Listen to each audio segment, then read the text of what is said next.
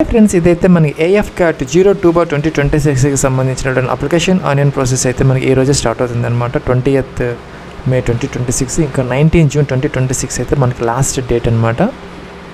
Plus వీటికైతే మనకి men and women both are eligible. ఇక్కడ చూసుకుంటే కనుక ఎంట్రీస్ అయితే 3 ఉంటాయి అనమాట. ఏఎఫ్ క్యాట్ ఎంట్రీ ఒకటి ఉంటుంది, ఎన్సీసీ స్పెషల్ ఎంట్రీ, అలాగే గేట్ స్కోర్ ఎంట్రీ అనమాట. అలాగే వాటిలో కూడా మనకి ఫ్లయింగ్, అలాగే జీడీ టెక్నికల్, అలాగే జీడీలో కూడా నాన్ టెక్నికల్ ఉంటాయి. అలాగే చూసుకుని ఎన్సీసీ స్పెషల్ ఎంట్రీలో ఫ్లయింగ్ బ్రాంచ్ ఒకటే ఉంటుంది. ఇంకా గేట్ స్కోర్లో మాత్రం జీడీ టెక్నికల్ మాత్రమే ఉంటాయి. వాటిలో కూడా ఇక్కడ మనకి మెన్ అండ్ ఉమెన్ ఇక బ్రేకప్ అయితే ఉందన్నమాట. వేకెన్సీస్ మీరు అప్లై చేసే ముందు ఒకసారి చెక్ చేసుకుంటే సరిపోతుంది అనమాట. ఇంకా అప్లికేషన్ ఆన్లైన్ ప్రాసెస్కి సంబంధించి ఇదైతే మనకి అఫీషియల్ లింక్ అనమాట. మీకు ఆల్రెడీ అకౌంట్ ఉంటే కనుక ఇక్కడ యూజర్ ఐడి పాస్వర్డ్ క్యాప్చర్ ఇచ్చేసి ఇక్కడ సైన్ ఇన్ అయితే అవ్వచ్చు. ఒకవేళ కనుక మీరు ఈ పాస్వర్డ్ మర్చిపోతే కనుక ఫర్గాట్ పాస్వర్డ్ తీసుకొని యూజర్ ఐడి క్యాప్చర్ ఎంటర్ చేసేసి మీరు ఆ యొక్క పాస్వర్డ్ని పొందొచ్చు అనమాట. లేదా అసలు మీ అకౌంట్ లేకపోతే కనుక ప్లస్ మీకు కనుక అకౌంట్ లేకపోతే ఇక్కడ మొదట అయితే సైన్అప్ అయితే చేసుకోవాలి మొదట ఇలాగా. ప్లస్ మనకి ఏఎఫ్ క్యాట్ 02/2026కి సంబంధించినటువంటి ఇదైతే మనకి రిజిస్ట్రేషన్ ఫామ్ అనమాట. ఇక్కడ ఏంటంటే మీ యొక్క ఫుల్ నేమ్ అయితే ఎంటర్ చేసుకోవాలి. As per 10th class certificate ప్రకారం యాజ్ స్టేజ్గా మీ యొక్క ఫుల్ నేమ్ ఇక్కడ ఎంటర్ చేయాలి. అలాగే చూసుకుంటే ఇక్కడ మీ యొక్క మొబైల్ నెంబర్ 2 times ఎంటర్ చేయాలన్నమాట. అలాగే ఈమెయిల్ ఐడి కూడా 2 times ఎంటర్ చేయాలి. తర్వాత జనరేట్ ఓటీపీ అంటే ఓటీపీ అనేది వస్తుంది అనమాట. తర్వాత ఇలాగా మీకు ఆ యొక్క ఓటీపీ కోసం క్యాప్చర్ అయితే అడుగుతారనమాట. ఇక్కడ ఏంటంటే క్యాప్చర్ ఎంటర్ అయితే మనం చేసుకోవాలి. ప్లస్ మనకి 2 OTPs అయితే వస్తున్నాయి అనమాట. అంటే మనకి మొబైల్కి ఒక ఓటీపీ, అలాగే ఈమెయిల్ ఐడికి ఒక ఓటీపీ, ఈ రెండు కూడా మనం ఎంటర్ చేసిన తర్వాత వ్యాలిడేట్ రాకపోతే కనుక రీసెంట్ అయితే చేసుకోవచ్చు అనమాట. తర్వాత ఏం చేయాలంటే ఇది టిక్ ఆన్ చేయాలి. టిక్ ఆన్ చేసిన తర్వాత ఇక్కడ ఏంటంటే ఒక క్యాప్చర్ ఏదైతే ఉందో ఎంటర్ చేసి తర్వాత ఏంటంటే ఇక్కడ రీవెరిఫై బటన్ ఉంటుంది, దీన్ని క్లిక్ అయితే చేసుకోవాలి. ఫ్రెండ్స్, నెక్స్ట్ ఏంటంటే మన యొక్క మీకు ఫుల్ నేమ్, అలాగే మొబైల్ నెంబరు, ఈమెయిల్ ఐడి ఎన్ని ప్రాపర్గా ఉన్నాయో లేదని చెక్ చేసుకోవాలి. ఎందుకంటే తర్వాత మనకి ఎడిట్ ఆప్షన్ ఉండదు కాబట్టి ఇవన్నీ ప్రాపర్గా ఇచ్చామని చెక్ చేసి కరెక్ట్గా ఉంటే టిక్ ఆన్ చేయాలన్నమాట. తర్వాత టిక్ ఆన్ చేస్తే మనకి సబ్మిట్ అనే బటన్ అనేది ఆటోమేటిక్గా వస్తుంది అనమాట. దీన్ని క్లిక్ అయితే చేసుకుని సబ్మిట్ అయితే చేయాలి. ప్లస్ నెక్స్ట్ ఇక్కడ అగ్రీ అనాలన్నమాట. నెక్స్ట్ ఇక్కడ ఓకే అనాలి. ప్లస్ ఇక్కడ ఒక అప్లికేషన్ నెంబర్ అనేది డిస్ప్లే అవుతుంది అనమాట. నోట్ చేసుకుని పెట్టుకోవచ్చు. మీకు మెసేజ్ కూడా వస్తుంది అనమాట. ఇక్కడ ఏంటంటే kindly logout and change your default password. ఇక్కడ ఏంటంటే మనం దీని మీద క్లిక్ చేసి మన లాగౌట్ అయ్యి ఆ యొక్క పాస్వర్డ్ చేంజ్ చేసుకొని తర్వాత మళ్ళీ లాగిన్ అయితే చేసుకోవాలి. ప్లస్ మీ యొక్క రిజిస్టర్డ్ మొబైల్ నెంబర్కి అలాగే ఈమెయిల్ ఐడికి ఇక్కడ యూజర్ ఐడి అలాగే పాస్వర్డ్ అయితే వస్తాయి. అవి ఇక్కడ ఎంటర్ చేయాలి, క్యాప్చర్ ఎంటర్ చేయాలి, సైన్ ఇన్ అవ్వాలి. ఇక్కడ మనకి చేంజ్ పాస్వర్డ్ కోసం ఒక ప్రాంప్ట్ వచ్చిందనమాట. ఇక్కడ ఏంటంటే మనం కొత్త పాస్వర్డ్ని ఇక్కడ ఎంటర్ అయితే చేసిన తర్వాత కన్ఫర్మ్ అయితే చేసుకోవాలి. 2 times ఎంటర్ చేయాలన్నమాట. ఇక్కడ ఈ 2 boxes ఎంటర్ అయితే చేసుకోవాలి. ఇక్కడ చూసుకుంటే కనుక మీరు ఈ యొక్క పాస్వర్డ్ అనేది మనకి 8 నుంచి 15 అంటే 8 నుంచి 15 characters మధ్య అయితే ఉండాలన్నమాట. 8 to 15 characters, ఒక నెంబర్, ఒక అప్పర్ కేసు, ఒక లోయర్ కేసు, అలాగే ఒక స్పెషల్ క్యారెక్టర్ కూడా మనం పెట్టుకోవచ్చు అనమాట. ఇక్కడ చూసుకుంటే మనకి డబ్బులు అండ్ సింగిల్ కోలన్ అనేది మనం యూజ్ అయితే చేయకూడదు. అలాగే రూపీ సింబల్ ఇలాంటివి యూజ్ చేయకూడదు అనమాట. సో మనం ఏంటంటే హ్యాష్ కానీ ఇక్కడ @ అలాంటివి మనం యూజ్ అయితే చేసుకునే అవకాశం అయితే మీకు ఉంటుంది అనమాట. తర్వాత ఏంటి క్యాప్చర్ ఎంటర్ చేసి చేంజ్ పాస్వర్డ్ అయితే మనం చేసుకోవాలి ఇక్కడ. నెక్స్ట్ ఏంటంటే మీరు కొత్తగా ఇచ్చినటువంటి ఆ పాస్వర్డ్ ఇక్కడ ఎంటర్ చేసి క్యాప్చర్ ఎంటర్ చేసిన తర్వాత సైన్ ఇన్ అయితే చేసుకోవాలి. నెక్స్ట్ ఇలా వస్తుందన్నమాట. You have registered successfully, click on go to application. ఇక్కడ గో టు అప్లికేషన్ అని ఉందన్నమాట. దాని మీద క్లిక్ చేసి మనం అప్లికేషన్ ఫామ్లోకి అయితే వెళ్ళచ్చు. ప్లస్ మన అప్లికేషన్ ఫామ్లోకి అయితే వచ్చాము. ఇక్కడ స్టార్ మార్క్ పెట్టిన తప్పనిసరిగా అయితే మనం దాన్ని ఫిల్అవుట్ చేసాం. అంటే మ్యాండేటరీ ఫీల్డ్స్ అనమాట.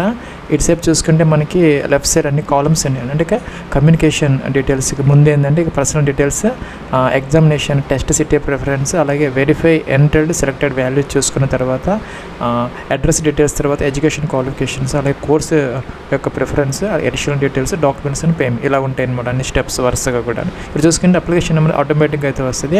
ఇందాక చెప్పినట్టుగా మనకి 3 categories అయితే ఉంటాయి అనమాట. ఒకటి ఏంటంటే ఏఎఫ్ క్యాట్, అలాగే ఎన్సీసీకి సంబంధించినటువంటి ఎయిర్ వింగ్, అలాగే special entry for flying branch అయితే సెకండ్ ఆప్షన్ తీసుకోవాలి. డైరెక్ట్ ఏఎఫ్ క్యాట్ అయితే ఫస్ట్ ఆప్షన్ అనమాట. ఇంకా గేట్ స్కోర్ ఎంట్రీ అయితే కనుక థర్డ్ ఆప్షన్ తీసుకోవాలన్నమాట. దానికోసం ఏంటంటే ఇందాక చెప్పినట్టుగా మీరు ఒక నోటిఫికేషన్ చూసుకోవచ్చు అనమాట. మీరు దేంట్లో ఎన్ని వేకెన్సీస్ ఉన్నాయి, మెన్ ఉమెన్, దాని ప్రకారం మీరు దేనికి అప్లై చేయాలంటే అది ఇలాగా మనం సెలెక్ట్ అయితే చేసుకోవాలన్నమాట. అలాగే చూసుకోండి ఇక్కడ మనకి నేమ్ అనేది ఆటోమేటిక్గా వచ్చింది. Have you name been officially change after 10th. మీరు 10th క్లాస్ తర్వాత ఎప్పుడన్నా మీ నేమ్ని చేంజ్ చేసుకుంటే ఇక్కడ ఎస్ పెట్టుకో, లేకపోతే నో పెట్టారనమాట. మీ యొక్క father's name as per 10th class certificate ప్రకారం మీ యొక్క ఫాదర్స్ నేమ్ అలాగే మీ యొక్క మదర్స్ నేమ్ బోత్ ఆర్ ఇక్కడ ఎంటర్ అయితే చేసుకోవాలన్నమాట. అలాగే చూసుకుంటే కనుక ఇక్కడ సెకండ్ ఈమెయిల్ ఐడి ఏదైనా ఉంటే ఎంటర్ చేసుకోవచ్చు, లేదంటే ఆప్షన్ అనమాట ఎంటర్ చేయాలి. నెక్స్ట్ ఏంటంటే ఇక్కడ నేషనల్ ఇండియా అనేది సెలెక్ట్ అయితే చేయాలి. ఇక్కడ నెక్స్ట్ వచ్చేసరి క్యాండిడేట్స్ విజిబుల్ ఐడెంటిటీ మార్క్స్ అంటే మోల్స్ అనమాట. 10th మెమోస్లో అయితే ఉంటాయి, అది ఇక్కడ క్లియర్గా మెన్షన్ అయితే చేయాలన్నమాట. Are you habitually wearing glasses, మీరు కనుక గ్లాసెస్ కనుక మీరు యూజ్ చేసేటట్టయితే కనుక స్పెక్టికల్స్ లేకపోతే నో అనమాట. ప్లస్ ఇక్కడ ఏంటంటే మీరు ఎగ్జామినేషన్కి వెళ్ళేటప్పుడు primary ID proof, secondary ID proof రెండు కూడా క్యారీ చేయాలన్నమాట. ఇక్కడైతే ఇచ్చారు candidates should carry both the primary card and the secondary ID card at the time of examination. ఇక్కడ ఏంటంటే ప్రైమరీలో మనకి ఆధార్ కార్డు ఇచ్చారు, లాస్ట్ 4 digits ఎంటర్ చేస్తే సరిపోతుంది. Driving licence, PAN card, passport, voter ID, ఇంకా కూడా 10th క్లాస్కి సంబంధించినటువంటి మార్క్ షీట్ ఫోటో ఏదైనా పర్వాలేదు, అది ఇక్కడ సెలెక్ట్ చేసుకొని దాని యొక్క నెంబర్ ఇక్కడ మెన్షన్ అయితే చేయాలి. అలాగే సెకండరీ దాని కింద కూడాను మనకి Aadhaar, driving licence, PAN card, passport, voter ID, అలాగే 10th క్లాస్కి సంబంధించి అనమాట. ఏదో ఒకటి ఎంటర్ చేస్తే ఇక్కడ సరిపోతుంది అనమాట. సో రెండు కూడా మనం డిఫరెంట్గా ఇవ్వాలి. ఇక్కడ వాటి యొక్క నెంబర్స్ ఎంటర్ చేసేస్తే సరిపోతుంది అనమాట. ప్లస్ ఇంకొక ఆప్షన్ ఏంటంటే ఇక్కడ సిపిఎస్ఎస్ అలాగే పిఏబిటి అంటే పైలట్ యాప్టిట్యూడ్ బ్యాటరీ టెస్ట్, లేదంటే కనుక ఈ యొక్క కంప్యూటరైజ్డ్ పైలట్ సెలక్షన్ సిస్టమ్కి సంబంధించిన ఎగ్జామ్ కనుక మీరు అపేర్ అయ్యి ఉంటే గతంలో పాస్ అయితే పాస్, ఫెయిల్ అయితే ఫెయిల్, అసలు మీ అపేర్ కాకపోతే లాస్ట్ ఆప్షన్ తీసుకోవచ్చు అన్నమాట. ఇంకా కూడా మీకు ఏదన్నా ఈ డీజీసీఏ నుంచి కమర్షియల్ పైలట్ లైసెన్స్ కనుక మీకు ఉంటే ఎస్ పెట్టుకో, లేకపోతే నో పెట్టాలన్నమాట. అలాగే మీరు కనుక ఈ యొక్క ఎయిర్ మ్యాన్గా ఈ యొక్క ఐఏఎఫ్లో కనుక వర్క్ చేస్తూ ఉంటే ప్రస్తుతం ఎస్ పెట్టుకో, లేకపోతే నో. అలాగే ఎన్సీసీకి సంబంధించి మీరు కనుక ఎయిర్ వింగ్ సి సర్టిఫికేట్ ఉంటే కనుక ఎస్ పెట్టుకోవాలి, లేకపోతే నో అనేది మీరు ఇక్కడ సెలెక్ట్ అయితే చేసుకోవాలన్నమాట. అలాగే జెండర్ మీరు male or female both are eligible అని సెలెక్ట్ అయితే చేసుకోవాలి. ప్లస్ ఇంకా నెక్స్ట్ ఏంటంటే మ్యారిటల్ స్టేటస్ అనమాట, మ్యారీడ్ అన్మ్యారీడ్ సెలెక్ట్ అయితే చేసుకోవాలి. డేట్ ఆఫ్ బర్త్ క్యాలెండర్ ఇచ్చారు, దీని నుంచి మన డేట్ ఆఫ్ బర్త్ అయితే మొదట ఇయర్, మంత్, తర్వాత ఇయర్ అనేది మనం సెలెక్ట్ అయితే చేసుకోవాలన్నమాట. ఈ వేకెన్సీస్కి సంబంధించి ప్లస్ మీరు చూసుకున్నట్టు కనుక మన flying branch through AF CAT అలాగే ఎన్సీసీ స్పెషల్ ఎంట్రీకి సంబంధించి 20 to 24 years అనమాట. యాజ్ ఆన్ 1st July 2027కి దట్ ఈస్ ద మనకి కట్ ఆఫ్ డేట్. ఆ కట్ ఆఫ్ డేట్కి 20 to 24 years మధ్య ఉంటే సరిపోతుంది అనమాట. మీరు కనుక ఈ 2 July 2003 అలాగే 1 July 2007 మధ్య కనుక బారన్ అయి ఉంటే దీనికి మీరు అప్లై అయితే చేసుకోవచ్చు అనమాట. అలాగే చూసుకుంటే మన ground duty technical and non టెక్నికల్కి సంబంధించి అయితే అలాగే మనకి ఈ యొక్క గేట్ స్కోర్ ద్వారా కానీ లేకపోతే కనుక ఈ యొక్క జీడీ టెక్నికల్కి సంబంధించిన వాటిల్లో అయితే కనుక మీరు అప్లై చేస్తూ ఉంటే 20 to 26 years అనేది మనకి ఏజ్ లిమిట్ అనమాట. అంటే 2001 అలాగే 2007 మధ్య కనుక మీరు బారన్ అయి ఉంటే సరిపోతుంది అనమాట. ప్లస్ మనకి సెకండ్ పేజీలో అయితే మన 5.2 అనే కాలంలో మనకి ఏజ్ అనేది ఇచ్చారు, మీరు చూసుకోవచ్చు అనమాట. ఇంకా మీకు డీటెయిల్స్ కావాలంటే ఇక్కడ మనకి ఏంటంటే ఆ యొక్క ఇయర్స్లో మధ్యలో మనకి అలో చేస్తుంది, మిగతా ఇయర్స్ అలో చేయదు అనమాట. సో దాని ప్రకారం మీరు దీనిని మీరు సెలెక్ట్ అయితే చేసుకోవాలన్నమాట. ఇలాగా మీ యొక్క డేట్ ఆఫ్ బర్త్ అయితే మెన్షన్ అయితే చేయాలి. ఆ డేట్స్ మధ్య ఉన్న వాళ్ళు మాత్రమే ఎలిజిబుల్ అవుతారు, ముందుగానే వెనకగానే ఉంటే వాళ్ళు దీనికి ఎలిజిబుల్ కాదనమాట. సో ఈ సెకండ్ టైం ఇక్కడ మనం డేట్ ఆఫ్ బర్త్ని కన్ఫర్మ్ అయితే చేసుకోవాలన్నమాట. కిందకు వచ్చేస్తే ఏంటంటే మనం ఇక్కడ టెస్ట్ సిటీ ప్రిఫరెన్సెస్ అయితే మనం 5 ఇవ్వాలన్నమాట. మొదటి ఏంటంటే స్టేట్ సెలెక్ట్ చేసుకోవాలి. సపోజ్ మీకు కనుక ఆంధ్రప్రదేశ్ ఇస్తే తిరుపతి, విజయవాడ, విశాఖపట్నం అయితే వస్తున్నాయి అన్నమాట.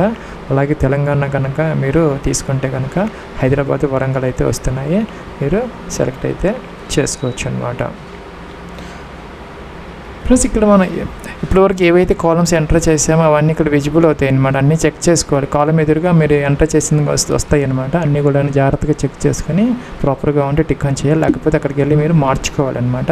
మార్చుకొని తర్వాత ఇక్కడికి వచ్చి ఇవన్నీ టిక్ ఆన్ చేసి సేవ్ అండ్ నెక్స్ట్ అయితే చేసుకోవాలి. ప్లస్ ఇక్కడ ఏంటంటే కరస్పాండెన్స్ అడ్రస్లో ఫుల్ అడ్రస్ అనమాట, door number, platforms, complete address అయితే ఈ బాక్స్లో ఎంటర్ చేయాలి. కంట్రీ అనమాట ఎంటర్ సెలెక్ట్ చేసుకోవాలి, స్టేట్ మీ అడ్రస్లో సెలెక్ట్ చేసుకోవాలి, డిస్ట్రిక్ట్ సెలెక్ట్ చేసుకోవాలి, అన్నీ వస్తున్నాయి. దీంట్లో లేని డిస్ట్రిక్ట్ ఏదైనా ఉంటే కొత్త డిస్ట్రిక్ట్ అడ్రస్ అయితే తీసుకోవచ్చు అనమాట మీరు. సో ఇంకేదైనా సబ్ డిస్ట్రిక్ట్ కూడా ఇక్కడ ఎంటర్ అయితే చేసుకోవాలి. పిన్ కోడ్ ఎంటర్ చేయాలి, ఇంకా నియరెస్ట్ రైల్వే స్టేషన్ ఎంటర్ చేయాలి, మీ దగ్గరగా ఉన్నటువంటి రైల్వే స్టేషన్ నేమ్ అనమాట. ఇంకా కూడా మన పర్మనెంట్ అడ్రస్ ఏమైతే ఎస్ పెట్టేస్తే మనకి సరిపోతుంది. ఇవన్నీ ఆటోమేటిక్గా మనకి ఫిల్అప్ అయిపోతాయి. సేవ్ నెక్స్ట్కి వెళ్ళొచ్చి బ్యాక్ కూడా వెళ్ళి మీరు ఆ కాలమ్స్ కూడా మీరు ఇక్కడ ఎడిట్ అయితే చేసుకోవచ్చు. అది ఏంటంటే మనకి ఎడ్యుకేషన్ క్వాలిఫికేషన్ ట్యాబ్ అనమాట. ఇక్కడ ఏంటంటే ఫైనల్ ఇయర్ అయితే ఫైనల్ సెమిస్టర్ చదువుతున్నటువంటి డిగ్రీ హోల్డర్స్ కూడా దీనికి ఎలిజిబుల్ అయితే అవుతారనమాట. అయితే అప్లికేషన్ పెట్టే టైంకి మీకు ఎటువంటి ఆ యొక్క బ్యాక్లాగ్ లేకుండా ఉండాలన్నమాట. అలాగే 30th May 2027కి మీరు ఏదైతే పాస్ అయినట్టు ఏదైతే ప్రూఫ్ అయితే మీ దగ్గర వచ్చి ఉండాలన్నమాట. ఆ టైంకి వాళ్ళు కూడా అప్లై అయితే చేసుకోవచ్చు అనమాట. ఇంకా చూసుకుంటే కనుక మీ యొక్క ఎడ్యుకేషన్ లెవెల్ అయితే ఇక్కడ సెలెక్ట్ అయితే చేసుకోవాలి. ప్లస్ దీనికోసం ఏంటంటే మీరు తప్పనిసరిగా ఏంటంటే ఈ యొక్క నోటిఫికేషన్ అయితే చూడాలి. లేకపోతే కనుక to check eligibility click here అని ఒక నోటిఫికేషన్ ఉంది అనమాట. దీని మీద క్లిక్ చేసి చదువుకోవచ్చు అనమాట, మీకు ఎలిజిబిలిటీ ఉన్నదా లేదా అని చెప్పేసి. అలాగే మీ ఇంటర్మీడియట్కి సంబంధించి ఇక్కడ ఒక నోట్ అయితే ఇచ్చారనమాట. మీ diploma in lieu of 10+2 is not eligible అంటే లీవ్ ఆఫ్ అంటే ఇన్స్టెడ్ ఆఫ్ అనమాట. అంటే ఇంటర్మీడియట్కి బదులుగా డిప్లొమా అనేది ఈక్వలెంట్ కాదనమాట. సో మన ఇక్కడైతే చూసుకోవచ్చు నోట్ అనమాట. ఇంకా చూసుకుంటే కనుక మీరు ఇంటర్మీడియట్ పాస్ అని అడుగుతున్నారనమాట. పాస్ అయితే ఎస్ పెట్టుకోవాలి. అలాగే చూసుకుంటే ఇంటర్మీడియట్లో మనకి ఎస్ పెడితే కనుక ఇక్కడ అగ్రిగేట్ మొత్తం మీద ఎంత పర్సెంటేజ్ అనేది అడుగుతున్నారనమాట. Enter aggregate percentage as per your intermediate school mark sheet అనమాట. ఇక్కడ పర్సెంటేజ్ ఎంత అనేది మనం మెన్షన్ అయితే చేసుకోవాలన్నమాట. అలాగే మీరు ఇంటర్మీడియట్లో మ్యాథ్స్ ఫిజిక్స్ సబ్జెక్టుగా చదువుకొని ఉంటే కనుక ఎస్ అయితే పెట్టుకోవాలి. పెడితే కనుక మీకు ఆ యొక్క ఫిజిక్స్లో ఎంత పర్సెంటేజ్ వచ్చింది, అలాగే మ్యాథమెటిక్స్లో ఎంత పర్సెంటేజ్ వచ్చినది ఇక్కడ మెన్షన్ అయితే చేసుకోవాలన్నమాట. ఇంకేంటంటే ఎడ్యుకేషన్ లెవెల్ అనమాట. ఇక్కడ 3 ఆప్షన్స్ వస్తాయి. ఏంటంటే ఇంటర్మీడియట్ విత్ డిగ్రీ అనమాట. అలాగే ఇంటర్మీడియట్తో పాటు డిగ్రీతో పాటు మీరు అలాగే పీజీ చేస్తుంటే కనుక సెకండ్ ఆప్షన్ తీసుకోవాలి. అలాగే ఇంటర్మీడియట్తో పాటు కనుక మీరు ఇంటిగ్రేటెడ్ పీజీ కనుక చేస్తుంటే థర్డ్ ఆప్షన్ తీసుకోవాలన్నమాట. జనరల్గా ఏంటంటే ఇంటర్ తర్వాత డిగ్రీ చేస్తారు అందరూ, ఇదైతే తీసుకోవచ్చు అనమాట ఆప్షన్. ఇంకా మన గ్రాడ్యుయేట్ మనకి డిగ్రీలో కూడాను ఆప్షన్ ABCD అయితే ఉన్నాయన్నమాట. ఆప్షన్ ఏ కింద ఏంటంటే మనకి ఏరోనాటికల్ ఇంజనీరింగ్ మెకానికల్ బ్రాంచ్ వస్తుంది. బి కింద ఏంటంటే ఏరోనాటికల్ ఇంజనీరింగ్ ఎలక్ట్రానిక్స్ బ్రాంచ్ వస్తుంది అనమాట. C for accounts branch, D for any other branches అనమాట. ఇలాగనమాట. మీరు ఇక్కడ చూసుకుంటే కనుక నోటిఫికేషన్లో ABCDకి సంబంధించినటువంటి ఇక్కడ అన్నీ కూడా డీటెయిల్స్ అన్నీ కూడా ఉంటాయి మనకి. ప్లస్ ఇక్కడ ఒక నోట్ ఇచ్చారనమాట. Click here to view the graduation level eligibility details అని. దీని మీద క్లిక్ చేస్తే మీకు ఆప్షన్స్ అన్నీ కూడా వస్తాయి. ఇప్పుడు నేను చెప్పినట్టుగా graduation option A for aeronautical engineer mechanical బ్రాంచ్కి సంబంధించినటువంటి BE BTech AMIE అలాగే ASA degree related to mechanical engineering సంబంధించిన ఈ బ్రాంచెస్ అందరూ కూడా ఎలిజిబుల్ అయితే అవుతారు. ఇంకా B ఆప్షన్ కింద ఏంటంటే ఏరోనాటికల్ ఇంజనీర్ ఎలక్ట్రానిక్స్కి సంబంధించి అనమాట. వీళ్ళందరూ ఎలిజిబుల్ అయితే అవుతారు. ఇంకా నెక్స్ట్ వచ్చేసరికి graduation option C for account బ్రాంచ్కి సంబంధించి BCom, అలాగే ఇక్కడ మనకి BBA వాళ్ళు కూడా ఎలిజిబుల్ అయితే అవుతారనమాట. ఇంకా కూడా qualified CA CMA CS CFE అలాగే BSc విత్ స్పెషలైజ్డ్ ఫైనాన్స్ వాళ్ళు కూడా దీనికి C కింద ఎలిజిబుల్ అవుతారనమాట. D ఫర్ ఏంటంటే all other degree not covered in option. పైన చెప్పినటువంటి ABC కాకుండా ఇంకా అదర్ డిగ్రీ వాళ్ళందరూ కూడాను అక్కడ D కిందకి వస్తారనమాట. ABC కాని వాళ్ళందరూ D కిందకి వస్తారు. అంటే graduation with minimum 3 years degree ఎవరైతే చేస్తున్నారో వాళ్ళందరూ కూడా ఈ ఆప్షన్ కిందకి వస్తారనమాట. సో ఏంటంటే మీరు దాని ప్రకారం మీరు ఏనా బీనా సీనా డీనా ఇక సెలెక్ట్ అయితే చేసుకోవాలన్నమాట. C అంటే మనకి అకౌంట్స్ బ్రాంచ్ అనమాట. దానికి సంబంధించినట్టు మనం ఇక్కడ BCom డిగ్రీ, BBA, అలాగే bachelors of management studies, bachelor of business studies, అలాగే BSc, అలాగే CA CMS వీళ్ళందరూ ఈ ఆప్షన్ కింద వస్తారు. సెలెక్ట్ అయితే చేసుకోవచ్చు అనమాట. ప్లస్ D ఇస్తే కనుక ఇవి ఇలా వచ్చినాయి అనమాట. BBA ఒకటి వచ్చింది. ఇంకా any other graduate including BE BTech AMI not following in the category. ఇందాక చెప్పినట్టుగా ABC కాకుండా ఉన్నటువంటి ఒక 4th కేటగిరీ అనమాట. ABCలో లేకుండా ఉన్న వాళ్ళందరూ కూడా any other degree holders BE BTech AMI వాళ్ళందరూ దీని కిందకు వస్తారు. BBA వాళ్ళు కూడా దీని కిందకు వస్తారు. ఇంకా bachelor of management studies, bachelor of bachelor of business studies, CA CMS వీళ్ళందరూ కూడా దీని కిందకి వస్తారు. BSc వాళ్ళు కూడాను D కిందకి వస్తారనమాట. సెలెక్ట్ అయితే చేసుకోవచ్చు అనమాట. సో మీరు ఏదైతే అదనమాట సెలెక్ట్ అయితే చేసుకోవాలన్నమాట. ఇంకేంటంటే ఎంటర్ గ్రాడ్యుయేషన్ క్వాలిఫికేషన్ అనమాట. ఇందా చెప్పిన వాటిలో ఏంటనేది BE BTech AMI ఏంటి ఏదైతే అది ఇక్కడ ఎంటర్ అయితే చేయాలన్నమాట. ఇంకా graduation course duration 4 years 3 years 5 years ఇంటిగ్రేటెడా ఇక్కడ చేసుకోవాలి. కాలేజీ నేమ్ ఇక్కడ ఎంటర్ చేయాలని, అలాగే యూనివర్సిటీ నేమ్, ఇంకా గ్రాడ్యుయేషన్ స్టేటస్ అపీరింగా లేకపోతే పాస్డా సెలెక్ట్ అయితే చేసుకోవాలన్నమాట.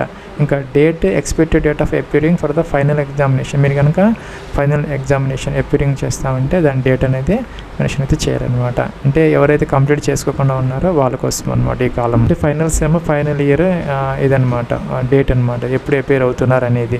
ఇంకా కూడా గ్రాడ్యుయేషన్ అగ్రిగేట్ గ్రాస్ పర్సంటేజ్ అనమాట. డిగ్రీ మొత్తం మీద మీకు ఎంత పర్సెంటేజ్ వచ్చింది. Do you have current backlogs అని ఉండకూడదు అనమాట, నో పెట్టాలి. ఇంకా బ్యాక్ వెళ్ళొచ్చు, లేదంటే సేవ్ నెక్స్ట్ కూడా చేసుకోవచ్చు ఇక్కడ.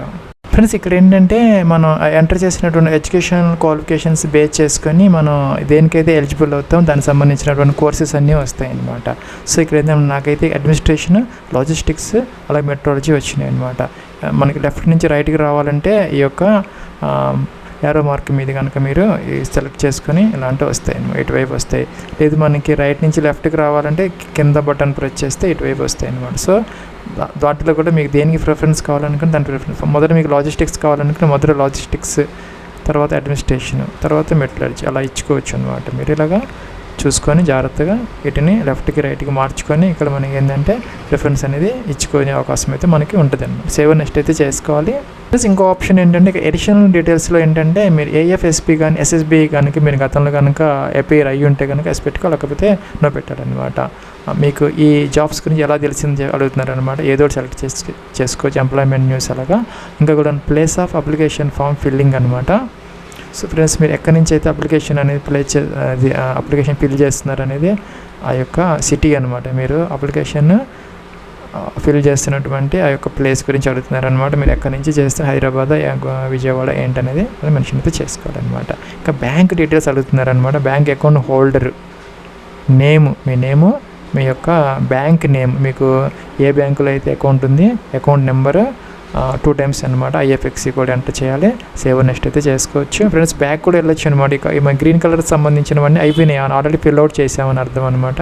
వాటి మీద క్లిక్ చేసి వాటిలో ఏదైనా మార్పులు కావాలంటే చేసుకోవచ్చు. తర్వాత అయితే ఎడిట్ ఆప్షన్ అనేది ఉండదన్నమాట. సో జాగ్రత్తగా అన్నీ చెక్ చేసుకోవచ్చు. బ్యాక్ కూడా వెళ్ళొచ్చు, లేదా అన్నీ ప్రాపర్గా ఉన్నాయనుకుంటే సేవ్ నెక్స్ట్ కూడా మీరు ఇక్కడ చేసుకోవచ్చు. ఫ్రెండ్స్ ఇది ఏంటంటే లాస్ట్ స్టెప్ అనమాట.